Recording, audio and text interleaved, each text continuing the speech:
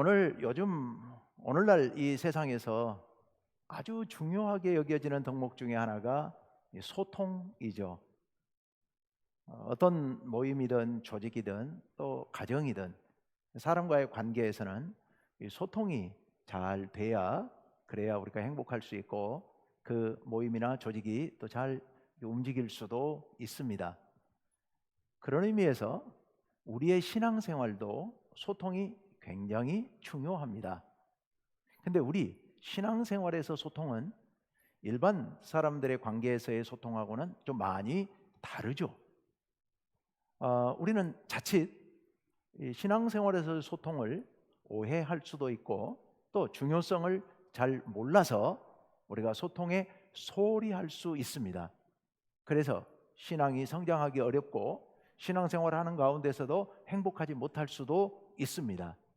신앙생활에서 소통이라는 게 어떻게 중요하고 또 우리가 어떻게 하는 것이 더 소통을 잘할 수 있을 것인지 우리가 깊이 생각해 볼 필요가 있습니다. 그런 의미에서 오늘 말씀 가운데서 이 신앙에 있어서의 소통이라는 것이 무엇인지 우리 깊이 한번 생각해 보시는 시간이 됐으면 좋겠습니다. 지난주일 설교를 기억하시죠? 설마 잊어버리셨을까요? 뭐 잊어버리셨어도 저는 다행스럽게 생각합니다. 그래야 제가 또 하고 또 하고 하니까. 지난주에 풍랑 속에서 예수님과 이 풍랑을 헤쳐나가는 그런 이야기를 말씀을 드렸습니다. 어디 가다가 그런 일이 생겼습니까? 예수님께서 갈릴리 호수 이편에서 늘 복음을 전하시던 그 동네에서 바닷가의 배 위에서 복음을 전하시다가 저녁 때가 되어서 제자들에게 건너편으로 가자고 해서 배를 타고 갈릴리 호수 한가운데로 가다가 거기서 문제가 생겼던 것이죠. 자, 그렇게 해서 지난주에 문제가 해결이 되었습니다. 그 후에 어떻게 됐을까요? 계속해서 배를 저어서 가셨겠죠? 어디로 갔을까요? 원래 가려고 했던 건너편 마을로 갔겠죠. 그 건너편이 어디냐? 그곳이 바로 이방인들이 모여 살고 있는 거라사 지역입니다. 거라사 지역에 이제 밤새 배를 저어서 아침에 도착을 했고 배에서 내리자마자 또 하나의 큰 일이 벌어졌습니다. 잘 아시는 것처럼 거기에 군대 귀신이 들린 수많은 귀신이 때로 들어가 있어서 너무 괴롭고 고통을 당하며 자기 몸을 해치고 사람답지 않게 짐승처럼 살아가던 한 생명을 만나게 됐고 예수님께서 그에게서 귀신을 쫓아내 주셨습니다. 그러나 그 과정에서 그들이 치던 돼지떼가 바다로 빠져 죽는 이런 사고가 터졌기 때문에 그 동네 사람들이, 그 거라사 사람들이 예수님께 부탁하기를 떠나달라고, 이 우리의 마을에서 떠나달라고 부탁을 하죠. 그래서 예수님께서는 바로 그 한 사람을 고치는 그 일만을 하신 후에 다시 배를 타고 원래 출발하셨던 동네로 돌아오시게 됩니다. 밤새 배를 저어 갔던 거리이기 때문에 돌아오시는데 또 그만큼의 시간이 걸렸을 테니까 예수님께서 다시 출발하셨던 대로 돌아오셨을 때는 아마도 늦은 오후가 되지 않았을까 싶습니다. 배에서 내리셨을 때 그곳에는 많은 사람들이 기다리고 있었습니다. 예수님께서 배에서 내리자마자 그 가운데 한 사람이 달려와서 예수님 앞에 꿇어 엎드려서 예수님을 붙들고 간청을 합니다. 그 지역 회당의 회당장 야이로라는 사람이었죠. 그가 예수님 앞에 엎드려서 예수님께 간청하는 내용이 자기의 12살 난 어린 딸이 지금 죽어가고 있다는 겁니다. 그러니 오셔서 그에게 손을 얹어서 그를 고쳐서 살려달라고 예수님께 간청을 하는 겁니다. 당시 회당장이면 그 지역 사람들로부터 존경받는 사람이었고 위신이 있는 사람, 품위가 있는 사람이었습니다. 그런데 그런 사람이 달려와서 예수님 앞에 엎드려서 그렇게 간청하는 거 보니까 상황이 보통 심각한 상황이 아니었을 겁니다. 정말로 그의 말처럼 12살 난 딸이 사경을 헤매고 있는 상황이 맞았던 것 같아요. 그러지 않겠습니까? 사랑하는 12살 난 딸이 죽어간다면 그가 누구라도 그렇게 가서 아마 예수님 앞에 엎드려서 간청을 했을 거고, 어쩌면 그보다 더 큰 일도, 더 어려운 일도 했을 겁니다. 예수님께서 그 말씀을 들으시고는 가자고 해서 그 백부장과 함께 그의 집으로 가기 시작합니다. 수많은 구경꾼들이 모여들었고 예수님 뒤를 따르면서 밀치면서 그렇게 예수님 뒤를 따라 많은 무리가 함께 걸어가고 있습니다. 그런데 그러다가 갑자기 예수님께서 멈춰 서셨고 뒤를 돌아보시고서 말씀하시죠. 누가 내 옷자락을 만졌느냐고, 누가 내 옷자락에 손을 댔느냐고 예수님께서 말씀하시죠. 수많은 사람들이 뒤를 따라가면서 예수님을 밀치고 있는 상황이었기 때문에 예수님의 옷자락에 손을 댄 사람은 한두 사람이 아니었습니다. 그래서 제자들이 예수님께 그렇게 말씀드리죠. 이렇게 많은 사람들이 밀고 있는데 어찌 그런 질문을 하십니까? 라고 예수님께 질문을 합니다. 그런데 예수님께서는 당신을 밀친 사람을 찾는 일을 멈추지 않고 계속해서 돌아보시면서 누가 밀쳤는지를 찾고 계십니다. 그러자 한 여인이 예수님 앞에 나와 엎드려서 예수님 앞에 제가 만졌습니다 라고 고백을 하게 되지요. 제가 정확히 3년 전 6월 3일 날 주일날 이 본문으로 설교 말씀을 드렸습니다. 지금 거의 같은 내용을 지금 제가 말씀드리고 있습니다. 기억을 거의 못 하시겠죠? 기억하시나요? 예. 기억하셔도 좋습니다. 3년 전 설교하고는 결론은 좀 다르니까요. 과정은 비슷합니다. 어쨌든 여인이 와서 예수님 앞에 꿇어 엎드려서 자기 사연을 얘기하기 시작합니다. 자기는 12년 전부터 혈루증을 앓고 있었다는 겁니다. 혈루증, 부인병이죠. 몸에서 하혈을 계속 멈추지 않고 하혈이 계속되는 그런 질병입니다. 심각한 문제이죠.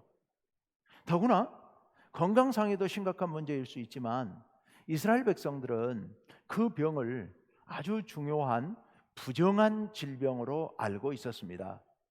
이스라엘 민족들에게 있어서 부정하다고 하는 것은 우리가 생각하는 그런 정도가 아니라 훨씬 더 심각한 문제입니다. 왜? 부정한 사람은 하나님 앞에 나올 자격이 없습니다. 이스라엘 백성들은 예배 공동체이기 때문에 하나님 앞에 나오지 못한다는 얘기는 사실상 그 공동체에서 죽은 생명 취급을 하는 겁니다. 뿐만 아니라 그 부정한 여인과는 잠자리를 같이 해서도 안 되고, 그 여인이 앉았던 자리에 내가 앉아서도 안 되고, 그 여인의 옷자락을 만져서도 안 되고, 그 여인이 만진 물건들도 그것도 부정해져 버리는 겁니다. 접촉한 모든 사람들은 다 부정해집니다. 그래서 그렇게 부정한 사람들은 그날 하루 종일 부정하기 때문에 하루 종일 하나님의 전에 나올 수 없고, 그리고 반드시 정해진 절차에 따라서 몸을 씻어야 됐고 옷을 빨아야 됐고, 그리고 물건들이 정결케 되는 절차를 거쳐야만 다시 다른 사람들이 만질 수 있게 되었습니다. 더 심각한 문제가 있습니다. 이스라엘 백성들은 이 부정하다고 하는 것을 큰 죄로 여겼습니다. 그래서 부정한 사람을 보면 그를 죄인 취급해가지고 상종도 하지 않으려고 하는 겁니다. 저 나쁜 사람이라고 손가락질하고 아주 멀리하고 아예 관계를 피하려고 하는 이런 상황이었던 겁니다. 정말 쉬운 일이 아니었겠죠. 그런데 이런 세월을 무려 12년 동안을 그렇게 살았던 겁니다. 고쳐보려고 많은 노력을 했다는 거죠. 그래서 의사들을 찾아갔습니다. 많은 의사를 찾아갔습니다. 그랬더니 의사들에게 찾아가서 많은 괴로움을 당했습니다. 아니, 왜 의사들을 찾아갔는데 왜 괴로워했을까요? 괴로움을 당했을까요? 당시 의사들은 거의 민간요법을 하는 의사들이었지 오늘날과 같은 의사들이 아니었죠. 그러니까 우리가 영화에서나 볼 수 있는 뭐 저 아프리카 같은데 주술사들이 하는 것처럼 그럼 병을 치료한답시고 뭐 몽둥이로 퉁퉁 때린다든지 아니면은 뭐 정말 견딜 수 없는 일을 시키고 불로 지지고 뭐 제사를 지내게 만들고 구슬하고 별별 짓을 다 하니 그게 견딜 수 없을 만큼 괴로운 일들을 수도 없이 겪었던 겁니다. 그로 인해서 재산도 다 허비했다고 얘기하고 있습니다. 재산을 다 허비했다는 거예요. 갈 때마다 많은 돈을 줘야 됐었고요. 여러분 아시는 것처럼 우리나라에도 지금도 구다는 사람들이 있지 않습니까? 그 비용이 정말 엄청나더구만요. 전주는 제가 잘 모르겠습니다만은 서울에 있을 땐 저 북한산 뒷자락에 가면은 굿당이 집중적으로 모여 있는 데가 있는데요. 거기 뭐 굿 한 번 하는데 막 보통 하면 몇백만 원이고 좀 큰 굿을 하면 뭐 몇천만 원 하더구만요. 이 여인이 그 정도 돈을 지불했는지는 모르겠습니다만은 어쨌건 재산을 다 허비했습니다. 그래서 좋아졌을까요? 아니요. 오늘 여인의 이야기에 의하면 점점 더 중하여졌더라라고 얘기하고 있습니다. 낫기는커녕 점점 더 힘들어지고 점점 더 악화되어가는 그런 정말 어려운 상황을 만나게 된 겁니다. 그러던 차에 예수님의 소문을 들었고 그리고 희망을 갖게 된 거죠. 예수님께 나아가면 고칠 수 있을 것이라는 소망을 갖게 된 겁니다. 그래서 예수님을 찾아 나섰고 오늘 이 자리에 오게 됐던 겁니다. 예수님께 나와서 어떻게든 예수님께 말씀드려서 치유받으려고 그런 마음으로 나왔던 겁니다. 그런데 예수님을 눈앞에 두고서 예수님께 나아갈 수가 없습니다. 왜 나아갈 수 없었겠습니까? 사람이 너무 많은 거예요. 그 많은 사람들 앞에서 예수님 앞에 자기 병을 이야기할 수가 없는 거예요. 왜냐하면 자기는 부정한 여인이니까요. 이 부정한 질병을 예수님 앞에 나가가지고 많은 사람들이 듣는 앞에서 그 얘기를 차마 꺼내놓을 수가 없는 거죠. 이거 얘기하면 예수님께서 접촉하게 되면 예수님도 부정해져 버리기 때문에 예수님께도 큰 누를 끼치는 일이 되는 겁니다. 그러니 말할 수가 없었던 거예요. 더더군다나 자기가 말하기에 앞서서 이 마을의 유력한 회당장이 나와가지고 얘기를 하고 있는 겁니다. 자기의 12살 난 딸이 지금 죽어가고 있다는 거예요. 예수님께서 그럼 같이 가자고 해서 지금 걸어가시는데 제가 그 예수님을 붙잡고 제가 지금 혈루병에 걸려가지고 이렇게 고생했으니 나 좀 고쳐주세요, 이 말을 어찌 하겠습니까? 우선순위로 봤을 때 그가 우선이잖아요. 그는 지금 죽어가고 있잖아요. 그러니 예수님을 붙잡고 얘기할 수가 없는 거죠. 하지만 이 기회를 어떻게 또 놓치겠습니까? 언제 또 기회가 올지 모르는 상황에서 그냥 보내드릴 수도 없는 상황이에요. 나를 생각하면 우리 모두는 다 나부터 생각하게 되어 있지 않습니까? 내 문제는 나에게 있어서는 이게 가장 큰 문제이고 이게 최우선의 문제이니 어떡합니까? 그래서 생각해낸 것이 옷자락이라도 좀 붙잡으면 안 될까? 그러면 낫지 않을까? 그런 생각이 들어서 많은 사람들이 몰려 밀치고 가고 있는 그 틈을 비집고 뚫고 들어간 거죠. 그래서 예수님의 옷자락에 손을 대었습니다. 옷자락에 손을 대었어요. 왜 옷자락에 손을 댔다고요? 28절 말씀 우리 한번 봅시다. 이는 내가 그 옷에만 손을 대어도 구원을 받으리라 생각함이라라. 예수님의 옷자락만 만져도 나을 것이라고 하는 그런 확신을 갖고 예수님의 옷자락에 손을 댔던 겁니다. 그랬더니 어떤 일이 벌어졌습니까? 29절 말씀 봅시다. 다 같이요, 시작. 이에 그의 혈루 근원이 곧 마름에 병이 나은 줄을 몸에 깨달으니라. 아멘. 만지자마자 병이 나은 거예요. 흐르던 피가 멈춘 것을 어떻게 알아요? 나은 줄을 몸에 깨달으니라라고 말씀하고 있습니다. 몸이 느껴진 겁니다. 몸이 뭐 갑자기 뜨거워졌는지 아니면 몸이 시원해졌는지는 모르겠습니다. 어쨌건 큰 느낌이 있었고 내가 나았구나 라고 느끼게 됐다는 겁니다. 그래서 이제 어떻게 해야 합니까? 정말 기뻐 뛰면서 만세를 부르고 주변에 있는 아무나 붙잡고 얼싸안고 춤을 춰야 될 일이지만 상황이 그렇지를 못하잖아요. 그래서 조용히 뒤로 빠지려고 그랬겠죠. 몸은 나았으니까요. 그런데 그만 예수님께 들킨 거예요. 예수님께서 멈춰서서 돌아보고 누가 내 옷자락에 손을 댔느냐고 물으시니 피할 수가 없는 거죠. 그래서 주님 앞에 이 모든 상황을 이야기를 하게 된 겁니다. 근데 여러분, 이 상황에서 봤을 때 우리는 사실은 그 뒤의 결과를 이미 알고 있습니다만, 그 당시 그 자리에 있었던 다른 많은 사람들에게는 이 상황은 도저히 이해가 안 되는 상황이죠. 왜냐하면 지금 12살 먹은 회당장 야이로의 딸이 죽어가고 있잖아요. 우리는 그 뒷이야기 알잖아요. 예수님께서 나중에 그 아이가 죽었고 예수님께서 찾아가셔서 죽은 아이를 기도해서 일으켜 세워주셔서 그가 다시 살아났다는 것을 아니까 우리는 괜찮아요. 그렇지만 그 당시 그 자리에 있던 사람들은 그 후에 있을 일을 어찌 알겠습니까? 전혀 모르는 상황이죠. 12살 먹은 아이가 지금 죽어가고 있습니다. 그 옆에는 그 죽어가는 아이의 아빠가, 회당장이 지금 거기 서 있습니다. 그것을 알고 있는 주위에 있는 모든 사람들, 모든 제자들, 구경꾼들, 정말 죄송합니다, 속된 말로 정말 환장할 노릇이죠. 환장할 일이죠. 이거를 보고 지금 아이가 죽어가고 있는데 예수님 한가롭게, 여인은 이미 나았잖아요. 그에게 물어보지 않고 그에게 얘기 듣지 않고 그냥 가셔도 여인은 이미 나은 거잖아요. 그런데 예수님은 한가롭게 그 여인의 그 구구절절한 사연을 거기 다 듣고 계시는 거예요. 정말 이 회당장 야이로의 마음을 생각해 보면 정말 펄쩍 뛸 일입니다. 펄쩍 뛸 일이에요. 그런데 예수님께서 그 이야기를 다 듣고 계시는데, 예수님께서 마음만 있으셨다면 이야기를 끊고 가실 수 있잖아요.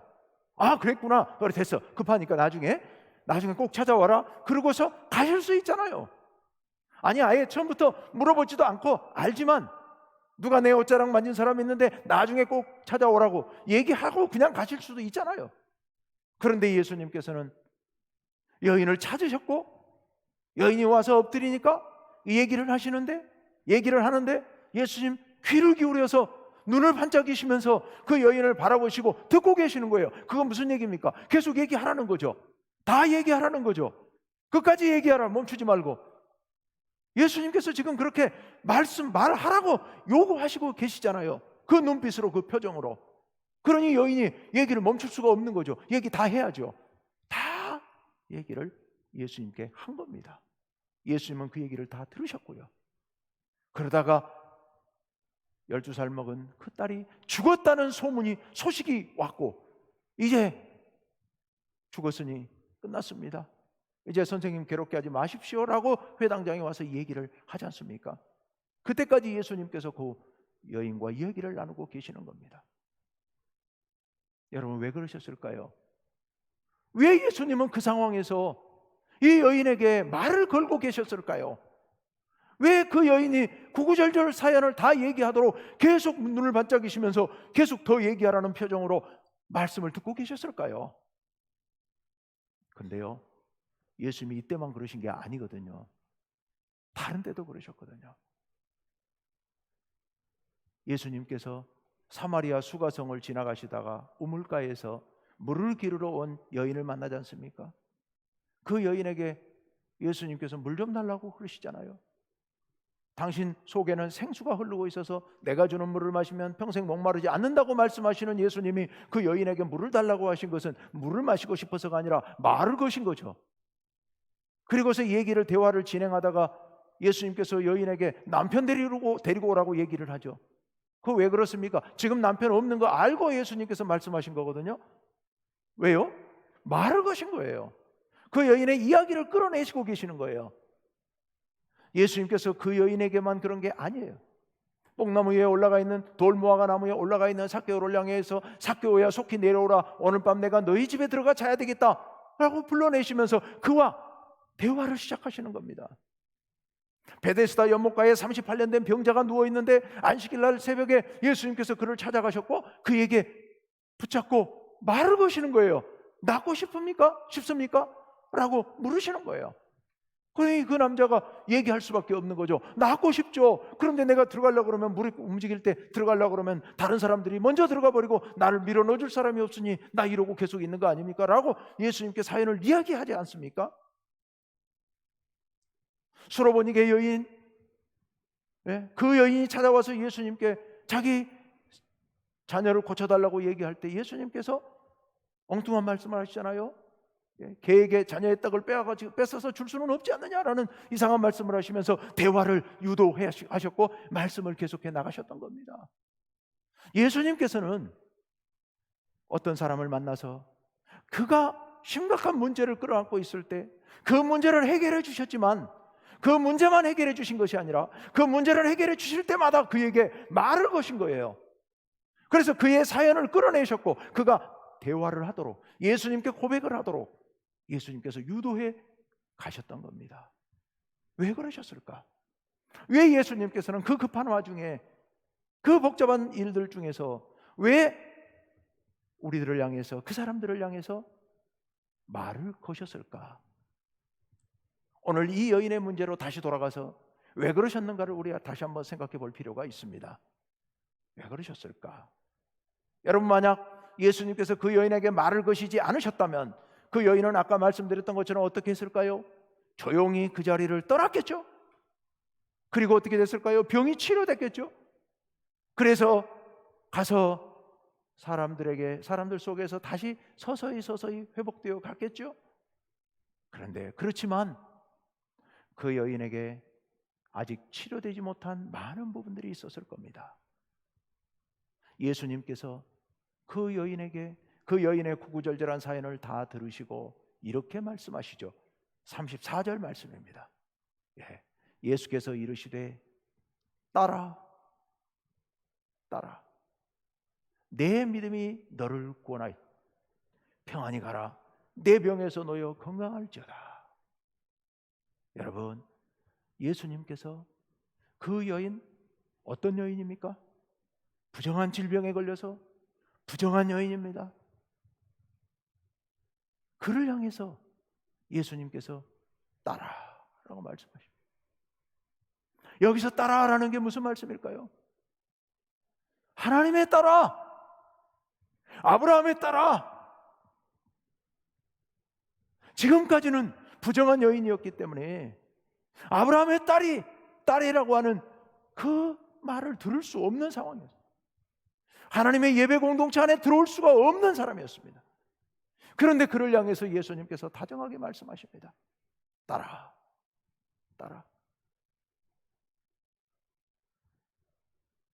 아마 이 말씀 한마디에도 예수님께서 이 여인을 향하여 따라라고 부르시는 이 부름 한마디에도 이 여인의 마음속에 있는 응어리가 아마 녹아내리지 않았을까 생각을 합니다.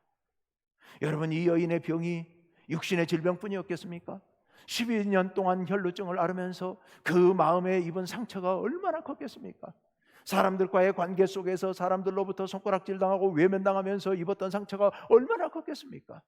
오랜 질병으로 인해서 그 질병과 싸워가면서 고쳐질 듯 여기저기 찾아다니면서 희망을 걸고 가보지만 또 절망하고 또 실망하고, 가서 또 괴로움을 당하고 많은 돈을 허비했지만 아무 효험 없이 끝날 때 그때마다 그 마음속에 그 절망이 얼마나 컸었고, 그로 인해서 마음에 입었던 상처가 얼마나 컸겠습니까?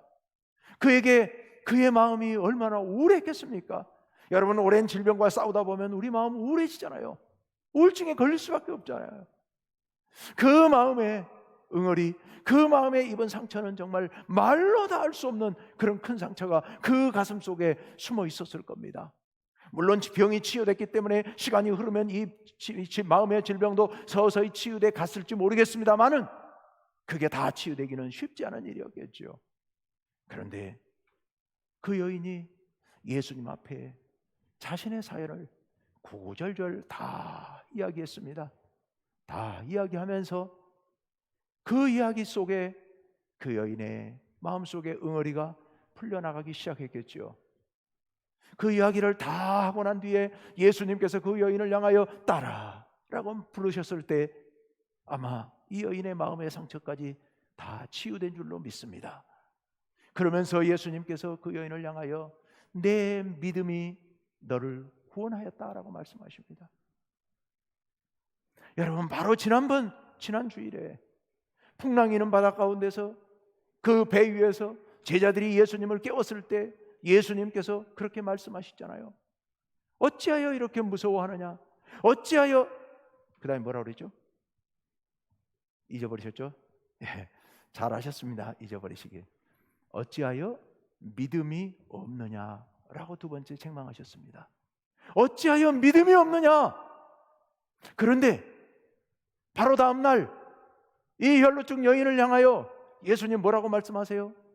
내 믿음이 너를 구원하였느니라. 예수님을 3년 가까이 쫓아다니고 있는 제자들도 어찌하여 믿음이 없느냐라는 책망을 들었는데 이 혈루증 여인을 향하여 예수님께서 내 믿음이 너를 구원하였느니라라고 말씀하십니다. 예수님을 따르는 무리들에게 이건 엄청난 축복이죠. 엄청난 칭찬인 거죠. 그 칭찬을 들으면서 이 여인의 마음에 상처가 치유돼 가기 시작했을 겁니다. 그리고 예수님께서 그 여인을 향해서 뭐라고 말씀하십니까? 이제 내 병에서 놓여 건강할지어다. 평안히 가라. 평안히 가라. 이제 돌아가라. 네 병에서 놓여 이제는 건강할지어다. 그에게 자유를 선포해 주십니다. 이 예수님의 선포를 통하여 이 여인의 마음의 깊은 상처까지도 다 치유된 줄로 믿습니다. 그런데요, 여러분, 이 여인의 질병이 문제가 마음의 질병뿐이었을까요? 그것뿐만이 아닙니다. 더 심각한 문제가 또 있습니다. 그건 뭐였을까요? 사회적 관계가 다 파괴되어 버렸을 겁니다. 이 여인이 12해 동안 혈루증을 앓는 동안에 그 남편과의 관계가 정상이었을까요? 결혼을 했는지 안 했는지 모르겠습니다. 결혼을 안 했다면 결혼을 못 했을 겁니다. 이 문제 때문에. 만약 결혼을 했더라면 아마 벌써 이혼당했을 수도 있습니다. 이 문제 때문에요. 잠자리를 같이 할 수 없는 상황이니까요. 온 가족들로부터 외면당했을 겁니다. 여러분, 병도 이 긴 질병에 모든 재산을 다 탕진하고 이토록 오랫동안 질병을 앓았으니 가족과의 관계도 심각한 문제에 생겼을 겁니다.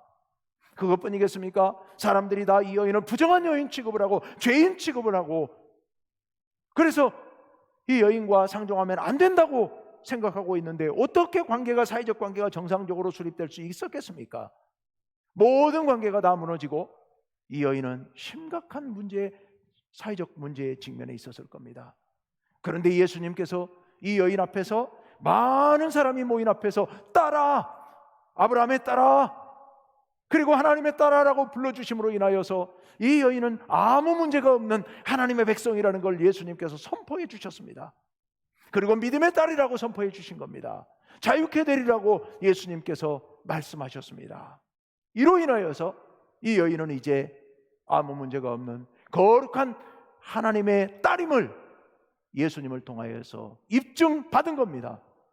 이제 다시 돌아가서 사람들과 관계를 회복할 수 있는 모든 바탕을 예수님께서 만들어 주신 겁니다. 예수님과의 대화를 통하여 예수님께서 여인에게 말을 걸어주심으로 인하여 이 여인이 예수님 앞에 자신의 모든 사연을 다 말씀드림으로 인하여 이런 놀라운 역사가 일어난 겁니다. 육신의 질병이 치유됐고 마음의 질병도 치유됐고 파괴된 사회적 관계까지도 다 회복되어서 온전한 삶을 회복할 수 있도록 하나님께서, 예수님께서 그 대화를 통하여서 회복시켜 주셨던 겁니다. 여러분, 예수님께서는 말을 거셨습니다. 아까 말씀드렸던 것처럼 삭개오에게 말을 거셨습니다. 38년 된 병자에게 말을 거셨습니다. 여리고의 시각장애인 바디메오에게 말을 거셨습니다. 내가 너에게 무엇을 해주기를 원하느냐? 말을 거셨습니다. 가늠한 여인, 가늠하여 돌 맞을 뻔한 그 여인을 향해서 예수님께서 말을 거셨습니다. 너를 정죄하는 자가 있느냐? 물으시죠. 예수님께서는 오늘 이 시간 여러분들에게도 말을 거시는 줄로 믿습니다. 네 가슴 속에 있는 그 아픔이 무엇이냐? 너를 짓누르고 있는 그 질병이 무엇이냐? 네 마음의 상처가 무엇이냐? 너의 문제가 무엇이냐? 오늘 이 시간 예수님께서 여러분들에게 말을 거시는 줄로 믿습니다. 우리 하나님께서 여러분에게 말을 거시는 줄로 믿습니다. 여러분, 그렇게 말을 거시는 하나님 앞에, 말을 거시는 예수님 앞에 여러분 입을 닫으시고 오늘 또 그냥 답답한 가슴을 그대로 안고 돌아가시겠습니까? 예수님 앞에 여러분의 가슴을 털어놓으시고 여러분의 사연을 털어놓으시고 여러분의 상처를 털어놓으시고 여러분의 문제를 털어놓으시길 바랍니다. 그럴 때 하나님께서 오늘 이 시간 여러분의 그 가슴의 사연을 다 들으시고 딸아, 아들아, 너의 믿음이 너를 해방시켰다. 너의 믿음이 너를 구원하였다 라고 오늘 이 시간 말씀하여 주실 줄로 믿습니다. 여러분, 오늘날 모든 사람들이 소통의 중요성을 강조합니다.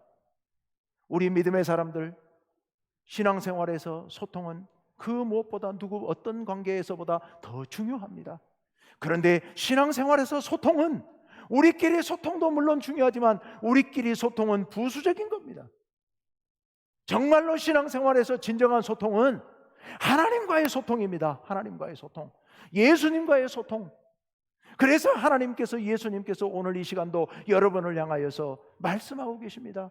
네 사연이 도대체 무엇이냐? 네가 그렇게 전전긍긍하고 있는, 네가 그렇게 가슴앓이하고 있는 그 문제가 무엇이냐? 그것을 나에게 얘기해다오. 예수님 모르시겠습니까? 예수님께서 그 여인이 옷자락 만진 것도 아시는 예수님이 그 여인의 사연을 몰라서 물으셨겠습니까?